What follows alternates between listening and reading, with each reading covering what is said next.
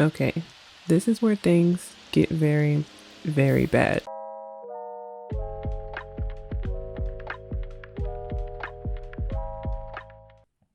Elyse Neal is your typical 17-year-old girl with big dreams. Outgoing, athletic, and materialistic. Really, she's just a little bougie. Elyse lived an ordinary life with her parents, Tracy and Wayne. They had a great relationship and had lots of fun together. 3 peas in a pod, as they say. Those were the Neals. Nicole Evans is Elise's best friend. They're neighbors and they do everything together. It's not often you find one without the other. They're also on their high school's soccer team. Even outside of practice, they're often spotted working on their game so they can get scholarships for college. Nicole has always talked about her dreams of them going off to college together, playing soccer, and being the best of friends forever and ever. Nicole also has 2 dads, Esteban and Jamel. Here is Darian East, Elise's boo. He lives with his mom, who happens to hate Elyse. Some people say it's because Darian's dad left her and she doesn't want Darian to leave her for another woman too, but really she's just evil. Darian makes Elyse laugh and they have the sports thing in common. He's going to be the captain of the basketball team this year and everyone thinks he has a shot at going pro. Since Darian's mom hates Elyse and Elise's dad doesn't allow boys in the house, they have to sneak around and see each other after practice and games. Their favorite spot is the beach behind Darian's house. He always loved Elise's hugs and getting lost in her big hair. He thinks it smells like juices and berries, but then he jokes and says, "Don't get your soul glow on my jersey." If they were actually an official couple, I'm sure they would have won cutest couple or couple most likely to take over the world or something like that. But of course, he hasn't asked Elyse to be his girlfriend yet, and Elyse likes whatever they are, either way. One night, when Elyse was next door at Nicole's, she started to feel sick to her stomach. Something just seemed off. Nicole's dads were cooking, so she thought maybe if she went outside to get some air, she'd feel better. And that's when things took a turn for the worse. Elyse heard crackling, and she could smell smoke. Nicole's dads were making pasta, so the smoke couldn't be coming from them. Down the bridge, in between the trees that separated Elyse and Nicole's house, she saw her worst nightmare come true. Her home was covered in flames, and she knew both of her parents were inside. They both head to bed pretty early in their homebodies. By the time she ran down the street, she was too late. There was no way she could get inside because the door handles were burning hot from the fire. She watched helplessly as Grimm floated through her home and reaped her parents' souls. Life as Elyse knew it was over. Elyse moved in with Nicole's family since everything she knew had gone up in smoke. Luckily, she still had the matching heart chain her and her mother shared. She vowed to never take it off. The following days were miserable and her grades suffered. Nicole would try to cheer Elyse up with jokes, but it only made Elyse mad. Nicole really didn't know how to handle such a tragedy or how to console her friend at a time like this, but nevertheless, she stayed by her side. Darian came over to offer his condolences and to check on Elyse. She decided to break the news to him first about her future plans. She was moving. She couldn't stand living next door to her childhood home with her parents no longer living. It hurt too bad. Darian understood, but he was hurt too by the news. He wanted to see her smile again, so he took her swinging. He knew pushing her really hard on the swing scared her a bit and always made her laugh. Elyse was constantly lashing out, but Nicole let her do it. She's erratic herself, so it was usually Nicole with the unpredictable emotions, and Elyse never judged her for it. The day before the funeral, Elyse thought she saw a ghost, but she did, she thinks. It was either that or she was losing her mind. She figured both were true. Regardless, she took advantage of the moment to speak with her mom and tell her plans of leaving Brindleton Bay. Her mother's voice sounded hollow and wise, not like the sweet and comforting voice she was used to, but her message was just as reassuring as it had always been. She told Elyse she loved her and believed that she could do anything she put her mind to, and just like that, she was gone. The morning of the funeral, Elyse wished she was the one inside of her house that night so she wouldn't have to go through with this today. But she got dressed, flat ironed her hair, and went to the church with Nicole's family. Nicole's family is loaded, by the way, so they brought her whatever she needed while she was staying with them. Elyse didn't have it in her to give a speech, so Esteban gave the eulogy for her. Nicole had been trying to be strong for her friend this entire time, but saying her last goodbyes and seeing their family portraits finally made her crack. She hated this for her friend and truly didn't know what to say or do. Elyse said one last goodbye to her parents before it was goodbye to Brindleton Bay for home as she knew it. Hello guys, I'm Simkoya and welcome back to my channel and welcome to my brand new Let's Play, A Teenage Rags to Riches. So that was the intro on Elyse Neal. Now we are just going to take them home. So, in case you're concerned, like, Simkoya, there is over 200,000 simoleons in their household funds. How is this a rags to riches? Don't worry. Like I said in the intro, Nicole's family is loaded. So that is their money, not Elyse's. And Elyse is moving to Brindleton Bay. So the reason, they're in Brindleton Bay. Elyse is moving to Del Sol Valley. So the reason Elyse is moving to Del Sol Valley is because she is an aspiring actress.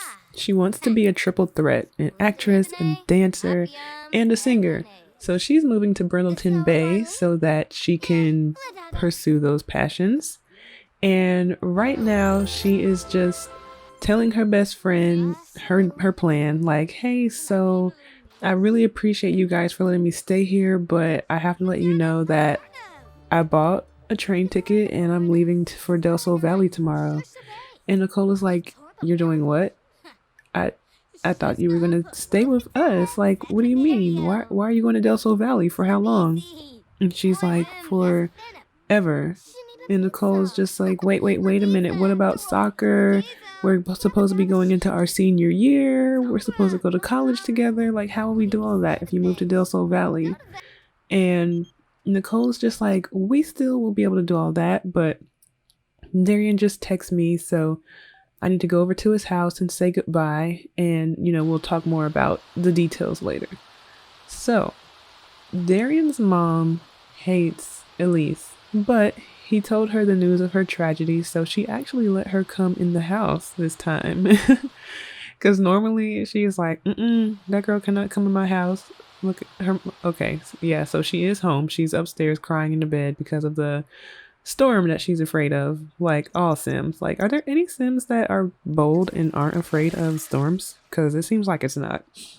Anyway, she came over. She did tell Darian the news first the other day when he came by Nicole's house to offer his condolences. So Elyse is kind of just talking to Darian's mom, trying to get on her good side, but she's trying to play nice. But remember, I told you guys she's evil, so you never know what kind of card she's going to throw on the table. So if I were Elyse, I would tread cautiously. So yeah, so Darian is just kind of explaining to his mom, like, about her moving away, and this will be the last time that he'll see her for a while. So his mom is acting sad, but really she's like, oh great, she will be out of our hair. Good. Darian is always finding some type of like funny prank or video or just something funny online to show Elyse on his phone, and he's always making her laugh. And so yeah, they've got a new sentiment. Oh, she's like, you always know how to make my day better. Thanks for making me smile. That is so perfect at a time like this and sweet. So they were going to try to go in Darian's room for a second, but Mama was like, if y'all do anything in here, I will be in here too. So Darian is like, hey, Elyse, come with me to the kitchen real quick. Like, Mama is not having that, okay? She is like, nope, not on my watch. So they are going into the kitchen to say their goodbyes. That would be kind of awkward for them to, like, give little kisses in front of his mom and everything. And Elyse is complaining about the weather. She's like, it would be raining on my last day here. I would have loved to go down to the beach with you. That's our solace, our place. He's like, yeah, I know, but, at least you can come in the house. That's always good. So they're just getting cozy, saying their goodbyes. And yeah, so I said in the intro, they're not an official couple.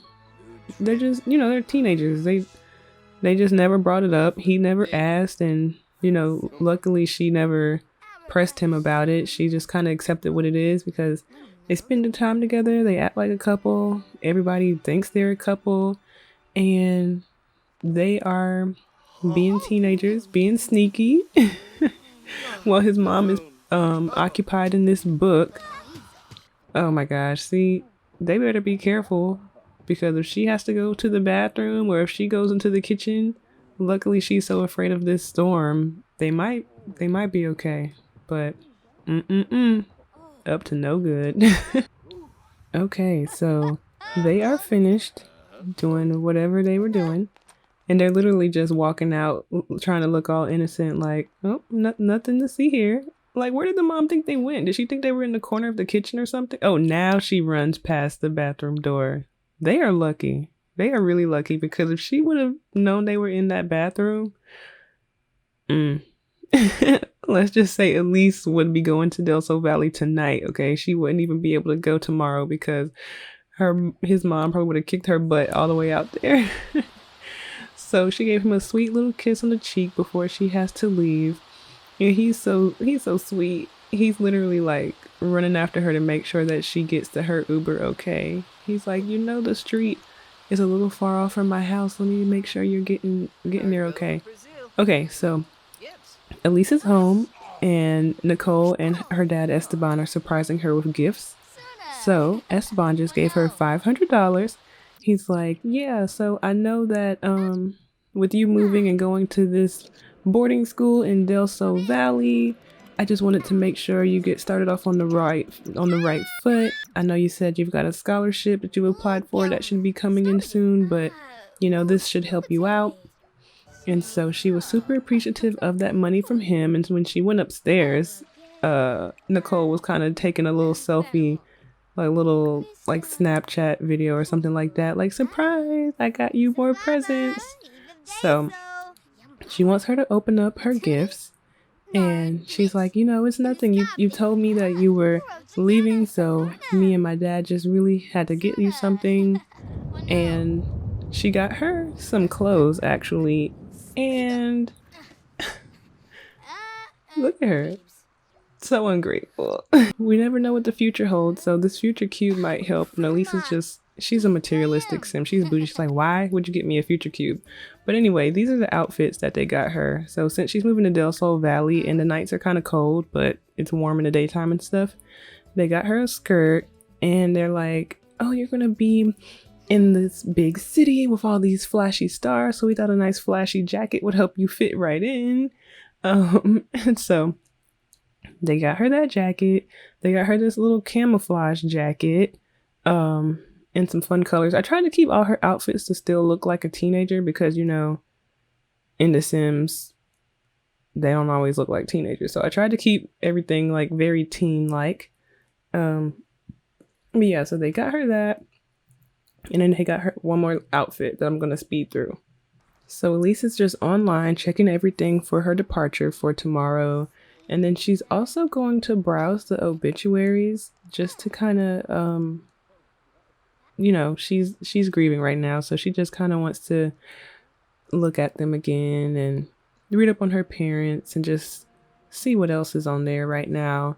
And then she's going to check her social media timeline and kind of just see what her peers are all up to. And I know that I said that she told Esteban that she is going to a boarding school for the arts, but that is not true.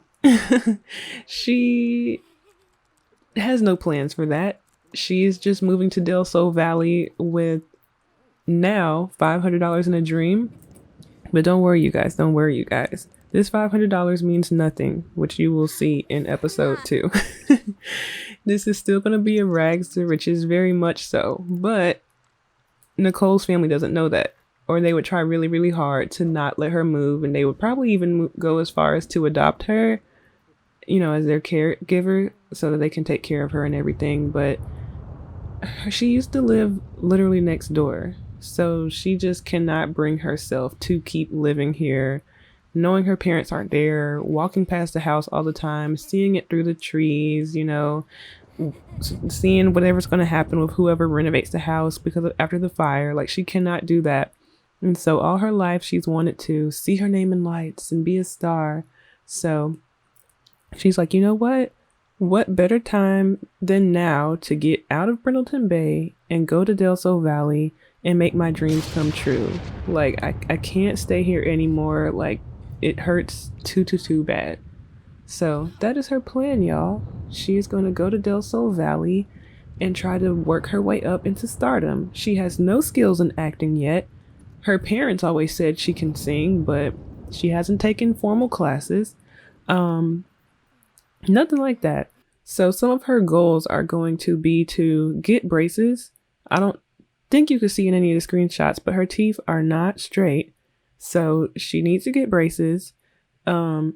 Like I said, Nicole wants them to go to college, and it will probably benefit her acting career if she does go to college.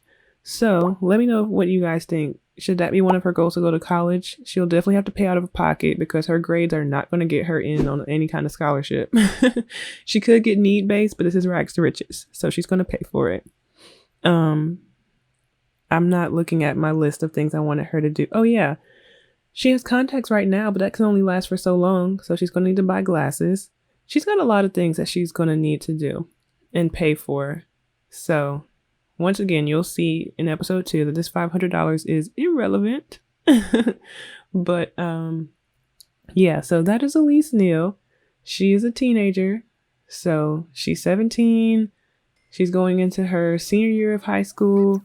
And she's about to move to Del Sol Valley on her own with no family, no friends, and pretty much nothing but these new clothes that her friends' family got her that hopefully can last. So we'll see what happens, but leave me a comment down below. Let me know what you guys think. I'm super excited for this new Let's Play, and subscribe, like this video, and I'll see you guys in the next one. Peace.